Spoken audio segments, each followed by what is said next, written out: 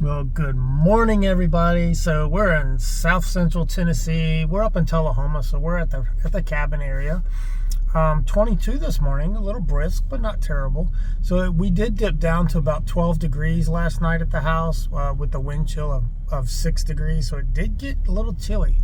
No problems with water bursting or anything because we got good insulation going on there. And I don't trickle the water, but I do monitor it. Like if I get up at night to use the bathroom, I'll check it, make sure that it's still running, that kind of thing.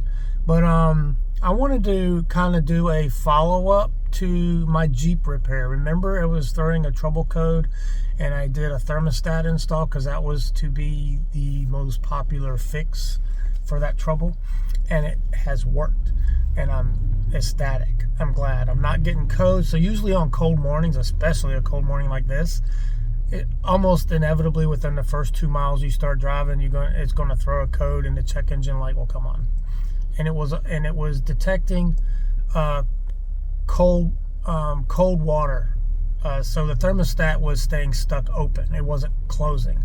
So when you first start your vehicle on a cold morning, your thermostat should be closed because the water has to warm up in the engine first. And then when it needs to cool the engine back down, it will open that thermostat and allow the cooler water from the radiator to come into the block and travel through the block, warming cooling the engine down so it doesn't overheat, and also warming the space in here in the cabin. So I want to show you a couple things. I'll turn the camera around. I just finished driving 10 miles to Tullahoma, and I'm parked here in the parking lot. And what I want to show you is I want to talk a little bit about the coolant. Okay, so if you toggle through here, I'm pushing this button right here. You go into the menu and you get over to the engine numbers, and you can toggle through. Right there, I'm on engine coolant. So I want to explain kind of what happened when I first installed it and took my first drive. It wasn't today, it was the other day. And what it did is the temperature, and I was watching it here digitally. There is a temperature gauge over here, but it's a dummy gauge. It just tells you, like, if you tap out over in the hot, you're already blowing steam and you probably need to pull over. So this is an idiot light, they call it, or an idiot gauge. This will give me a specific temperature. Now, Jeeps run hotter than typical cars do. I don't know why they do that. That's manufacturer. But they'll run between 204 is a good zone. They'll run between 200 and 210, 212. I've seen this Jeep run as high as 230, but I think that's a little hot. So what happened is when I first took off, because I had to add antifreeze coolant, and I needed to make sure I added enough. And so I knew there was some air in the line because I had pulled that thermostat and some antifreeze ran out.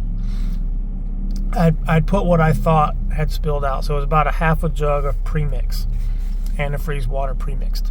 So watching the thermostat, when I first watched it, about a mile from the house, it starts to warm up pretty fast. I got up to 210, 220, 230, and I'm like, okay, that thermostat needs to open up. And I could actually hear it gurgling. So it did take in the antifreeze. I could hear it gurgle up.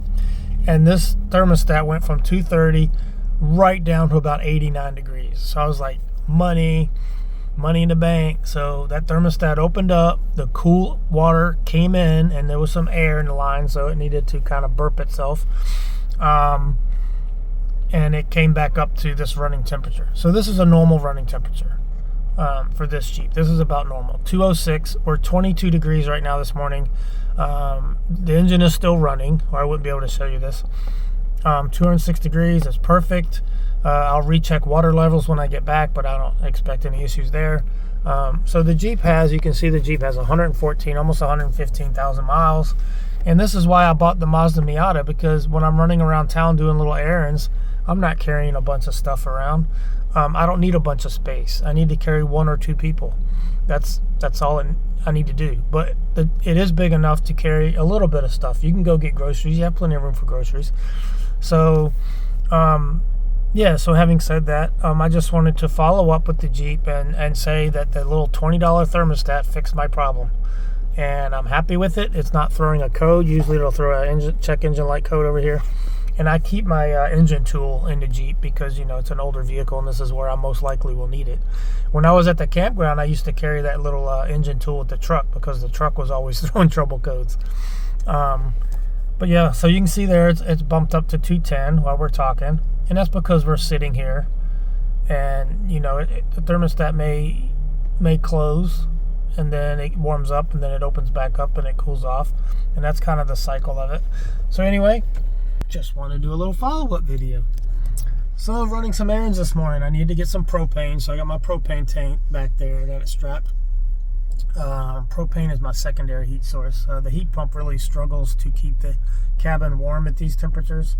So I ran out of heat. It lasted a couple weeks, so it's pretty good. I mean, it's not a long season here, so I'm not going to spend money getting a big tank. They're pretty expensive. This one came with the house. I think it's a 30-pound tank, and so I just use that when I just run to town. Usually you're in town once a week anyway. I'm going to get a few BOGO items over at Publix, and then first I'm going to I like Hardee's for breakfast, so you can see. I'm going to hit up some Hardee's. I'm going to have me a steak and cheese, an egg biscuit, and some hash browns, and a little coffee. I said, you know what? I'm going to treat myself, and I'm going to go to the store, and I'm going to get some propane, get my groceries, and hit this breakfast spot, and then head to the house. And then Monday's a workout day, so I'll probably just work out at home.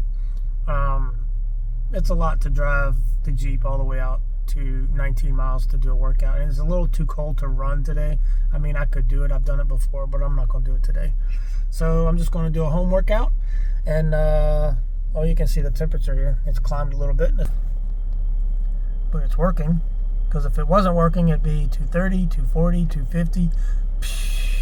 You'd have a problem. So anywho, we're going to get in here, eat some breakfast, and I'll throw up this kind of a short video, but that's okay. So I'll throw it up, and you guys enjoy it, and I hope you have a great day. We should be trending warmer this week. We should be actually up near 60 by the end of the week. Isn't that crazy? So yes, Tennessee, South Central Tennessee will get a little cold, but it's just a really short snap. The weather blows in, it blows on through, it goes on its way, goes down to Georgia, hopefully Florida. But yeah. So it's nice here. I do like it. The weather is nice. It's a little crisp, but I like a little crisp. That's what you need to kill the flies and mosquitoes and bugs and freshen the air, and then it can get warm again. Anyway, you guys have a good one. Take care. Love ya. Bye.